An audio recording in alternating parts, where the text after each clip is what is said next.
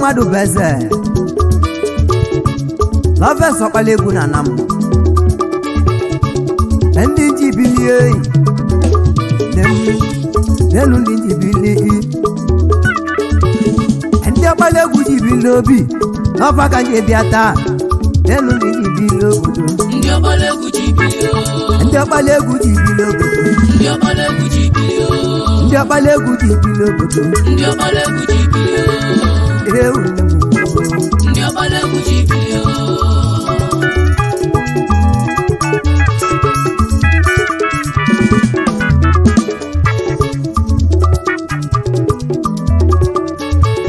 Chukwu nwa bịa madalu eyi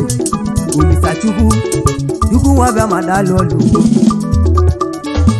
Oro gị ka iji ebile n'ụwa Chukwu nwa bịa madalu na mweke na-ego biyo Ọkwa gị na-enye ndụ gị na-enye arụ ike Oro Chukwu na-enye nwa Chukwu na-enye amamihe Olisa bi n'igwe Chukwu nwa bịa madalu Oro gị ka iji dị ndụ Olisa bi n'igwe n'oge na-enye ndụ Chukwu dalụkwu n'oge ka iji ebele n'ụwa na ndị na-esi anya wee na-akpọ Chukwu nna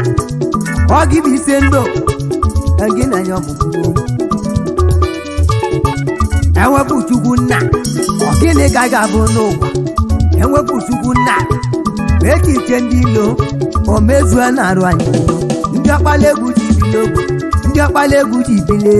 Ndi Okpalaegwu Izu Billions ndị Okpalaegwu ji bili obodo Ndi Okpalaegwu Izu Billions ndị Okpalaegwu ji bili obodo Ndi Okpalaegwu Izu Billions Olisa kere ụwa dalụwo Ndi Okpalaegwu Izu Billions ndị Okpalaegwu ji bili obodo Ndi Okpalaegwu Izu Billions Melodious Eyes ndị Okpalaegwu ndị oji bili ndị Okpalaegwu ji bili obodo n'ọba ka nnakpọ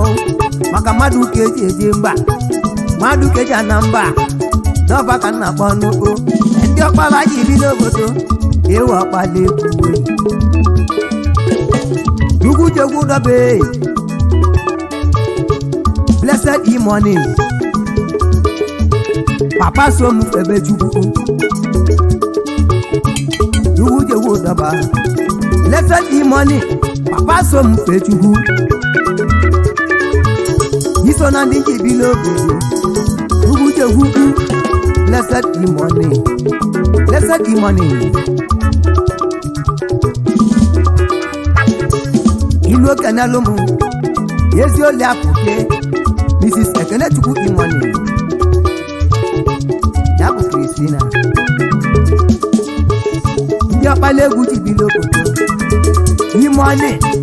odogwu nwere obi na mụ ekene gị ka ndị ụmụ ọba agwụ ka kene nnukwu mmadụ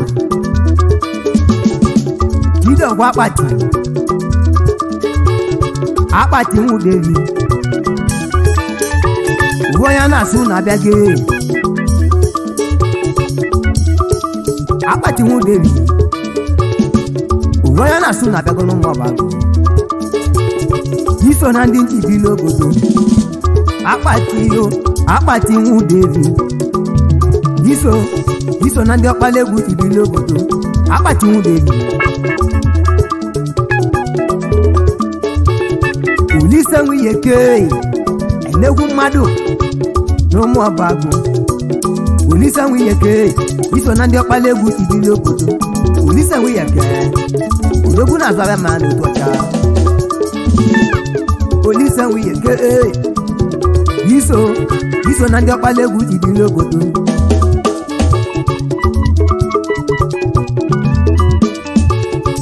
Sunday Nwachukwu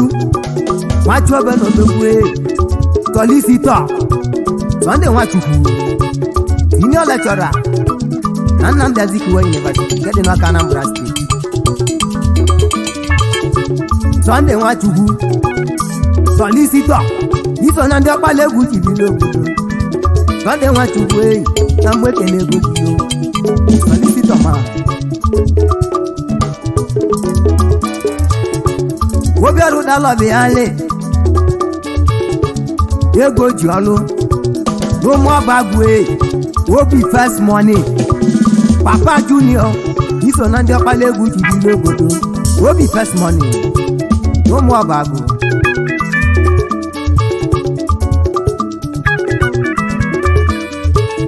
Sunday ụdalọ na je estate anayele ndị ụka ụdala na chọk estate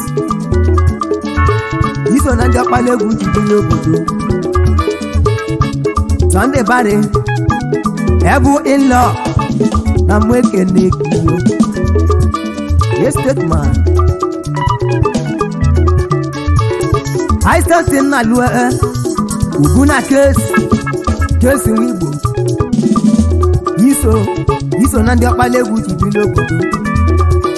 ugwu na kesi Nwigbo high state na lue papa gị bụ igwe mwawa jibili obi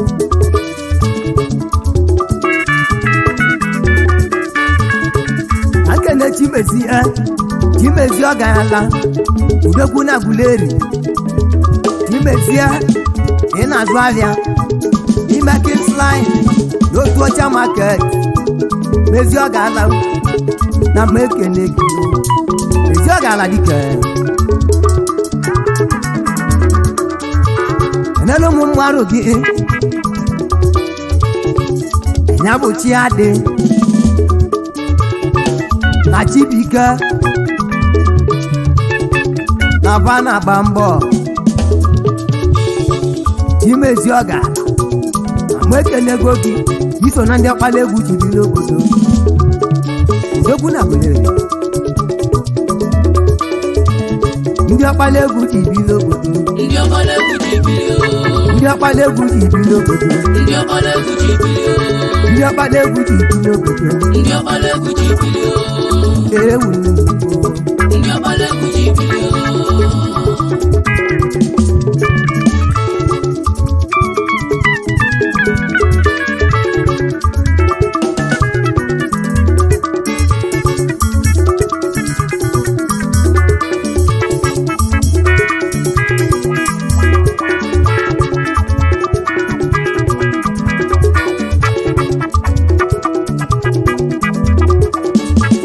Atuonugbu nwogole Biogolo Ogolagbo Adịmonye mee onye ka ndị mma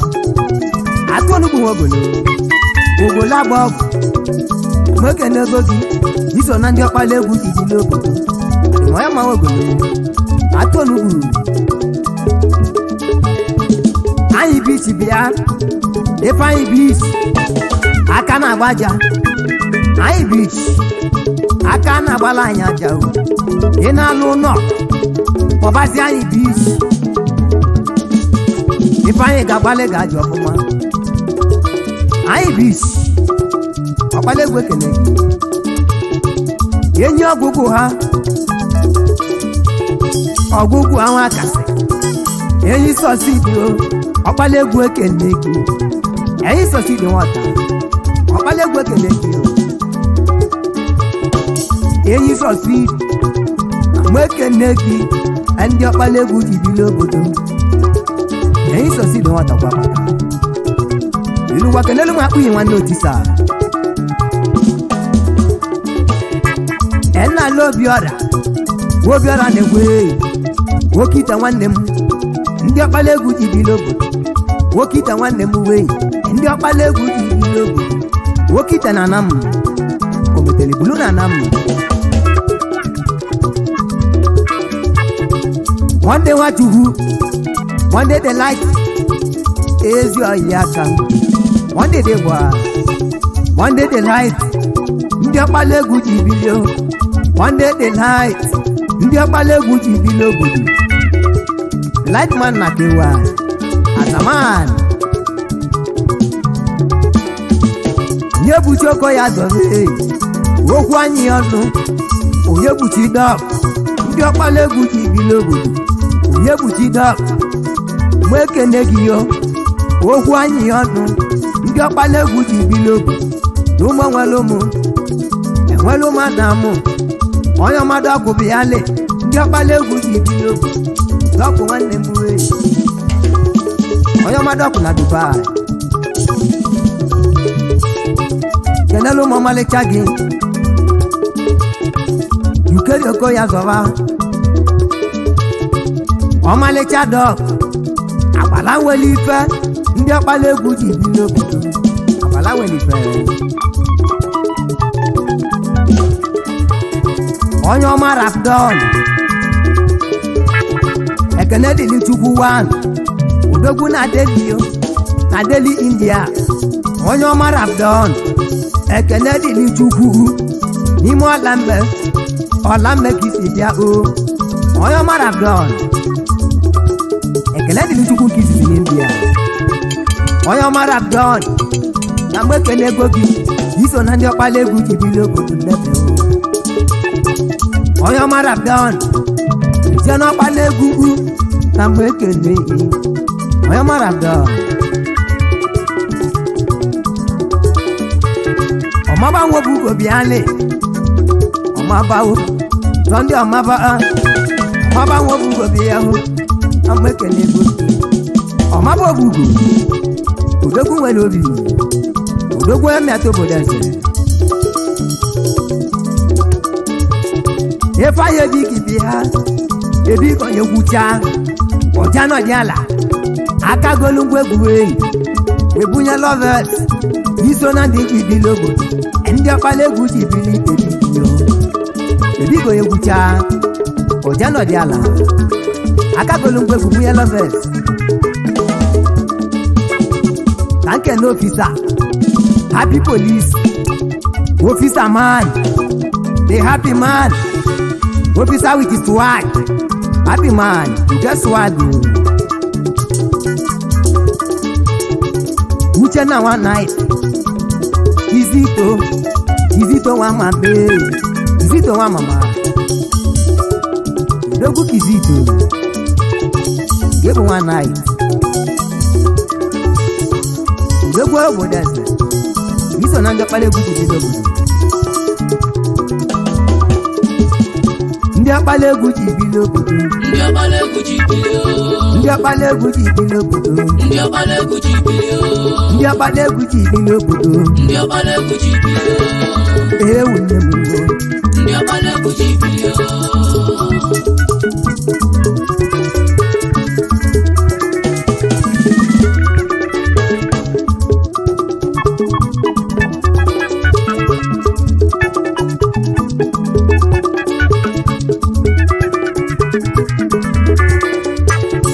ndị Okpalaegwu ji bilio obodo ejima Mr. P ejima na mgbe ekene ego gị ịbụ Mr. P 2022 ejima landlord n'Ugbolu ejima Mr. P landlord n'Ugbolu Delta State ndị Okpalaegwu ji bilio obodo ndebe o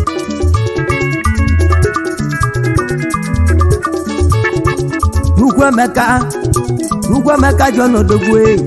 John Okonkwo Ichie John Okonkwo aka Ọfọkasị na KY Ewuchukwu Emeka o Ichie John Odogwu John Okonkwo Ọfọkasị Odogwu na KY Ọfọkasị na KY Okpalaegwu ekele gị Udoka si di biale Udoka nwanna chọọ Udogwu si di na mwekele gị esi di nwanna chọọ Udogwu na kewa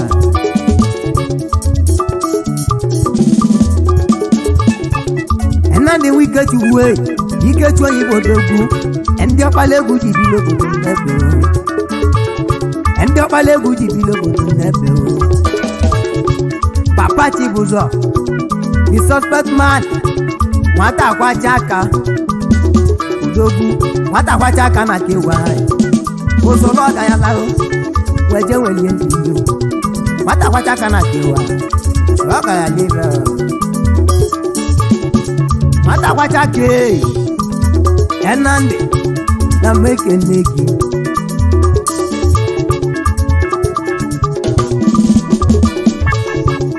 Keno Okongwe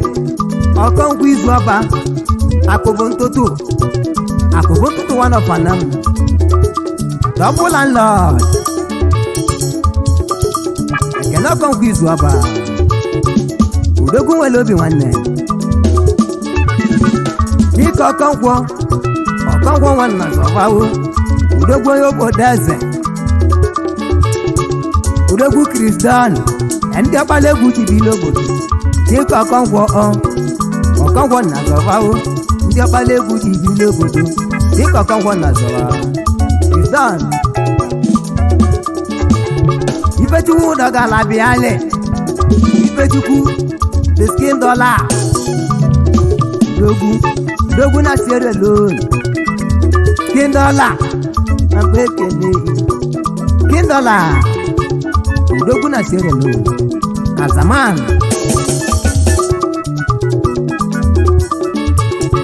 Nyegweli Jobe Onyegwe the son 1 million Onyegweli Jobe Udogwu na Benin Republic ndị Okpalaegwu ji bi n'obodo ndị Okpalaegwu ji bi n'obodo n'ebe isi son Yama Kazuka Oke nwata kanda nwezo Uche nwe ma họba Mesi JP Obela nwa nwere obi Uche nwe ma họbe Mesi JP Obela nwa nwere obi Kenelu m Obinna nwa Jidobi si friend Obinna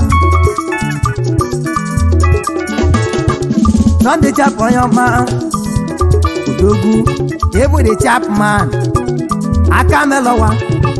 Ewu Chapman The Chapman Akamelowa Tretino wa mame Beta wako Tretino wa mama Ewu Peter Onya Zaman na kewai Tretino wa mama Zaman na kewai Ekene jidofo Udogwu wei na mwekene ju Ekene jidofo bani Papa Chemelie Udogwu na zove mana Benin Republic Ekene jidofo Udogwu n'ụmụ dị ọda ọ na-alụ Benin Republic ebe ọ bụ ka ọ na-azọrọ mmanya Ibu dealer and the supplier in all kinds of wine Ekene jidofo Nyebuchi Udobe Holy boy Nwanne money Nyebuchi the silent money Udogwu the holy boy Onyebuchi Udoba the holy boy ndị Okpalaegwu ji bi n'obodo Ndị Okpalaegwu ji bi ndị Okpalaegwu ji bi n'obodo Ndị Okpalaegwu ji bi ndị Okpalaegwu ji bi n'obodo Ndị Okpalaegwu ji bi ewu nne m Ndị Okpalaegwu ji bi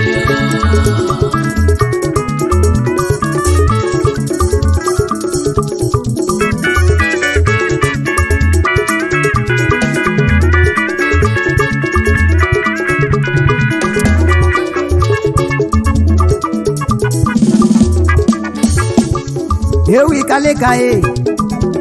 odogwu ikaleka nwobubu ịbụ Maserati dan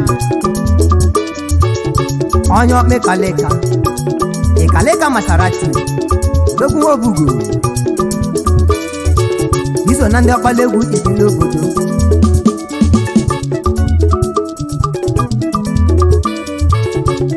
akụnyele nna nwobeneche ewu Obinna akụnyele nna na Sierra Leone Obinna iso na ndị Okpalaegwu ibi n'obodo Obinna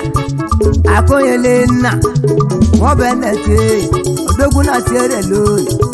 nwanne Chikwado akụ akụnyele nna na Sierra Leone ndị Okpalaegwu ibi n'obodo lebe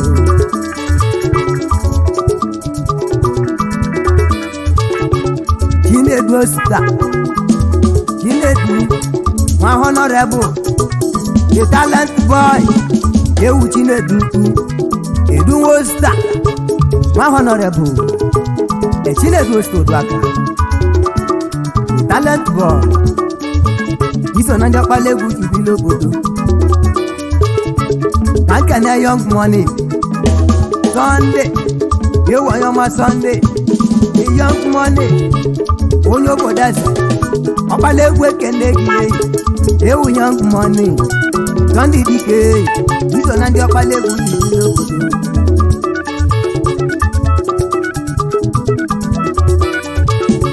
anwụnta nwa mobe anwụnta tata anwụnta nwanne m iso na ndị Okpalaegwu ibi n'obodo Friday nwa Sunday galọ na ke iso na ndị Okpalaegwu ibi n'obodo amalụ nwa bụ nwanne abụ nwata ka amalụ nwa bụ nwanne yewu akụ nwata odogwu iso na ndị Okpalaegwu ibi n'obodo Elare nwajai ọfọma ọfagotilo pueme ọkwemekọ Okpalaazụ azụ ọ na-amịrọ ya bụ ibe na-agwati ọfọma kedu maka Augustine odogwu nwoke akpa Augustine adịke iso na ndị Okpalaegwu ibi n'obodo Okpalike ndị Okpalaegwu ibi n'obodo Ndị Okpalaegwu jibili ndị Okpalaegwu ibile Ndị Okpalaegwu jibili ndị Okpalaegwu ibi n'obodo Ndị Okpalaegwu jibili ewu Ndị Okpalaegwu jibili